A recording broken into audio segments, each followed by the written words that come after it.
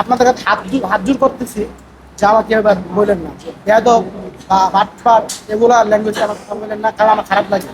আমি দেখতেছি যে যাই দেখ না দেখ সবাই ভিডিও করে নিতেছে আমাদের কাছে। অন্য যদি আমাদের ব্যবসাটা দিত তাহলে তার মানে বুঝেন সে একটা ছবি কিংবা একটা ভিডিও অবশ্যই নিত যে আমি ওনাদের একটা ব্যবসা দিছি চলাফেরা খাওয়ার জন্য। এরকম কোনো ভিডিও আপনারা পাইছেন যে আমাদের কেউ ব্যবসা দিচ্ছে? এতটুকু, আর কোনো ওরকম সুযোগ সহযোগিতা আমি পাইনি। এখন যদি আপনারা কেউ একটা ব্যবস্থা করে দিন তাহলে তো কমলাপুরে আর আসবেন না। কমলাপুরে আর আসবো না বলতে, যদি ওরকম আশা না লাগে তাহলে আর আসবো না। যদি ভাবি যে কমলাপুরে আশেপাশে ব্যবসা করবো ঘুরে ঘুরে, এটাও পারবো। কারণ কমলাপুরে আমি ছোট থেকে বড় ধরতে গেলে 8 বছর অনেক করছি। ঠিক আছে, এগুলো মনে করেন যে কমলাপুরে আশেপাশে করলে আর কি বুদ্ধি খাটিয়ে করতে পারবো, বুঝছো না?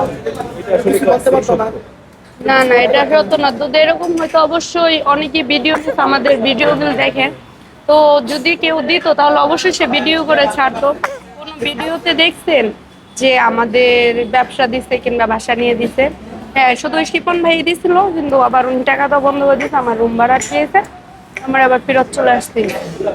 অনেকেই আমরা ভিডিও নিয়ে করি, অনেকেই কমেন্ট করে যে তারা প্রতারক, তারা যেখানে নিয়ে দিচ্ছি বা ব্যবসা দিয়ে দিচ্ছি অথবা নিয়ে দিচ্ছি, তারা আসলে করে না, তারা দুদিন করে তারপরে থাকে না। এটা একটা বিষয়।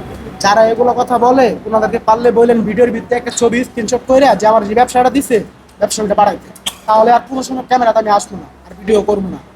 আপনারা পারলে আমাকে একটা স্ক্রিনশট দিয়ে ছবি দেখান যে আমি ব্যবসা কি ব্যবসা দিচ্ছি আমার। এতটুকু আপনার কাছে আবদার, আর কোনো আবদার নেই।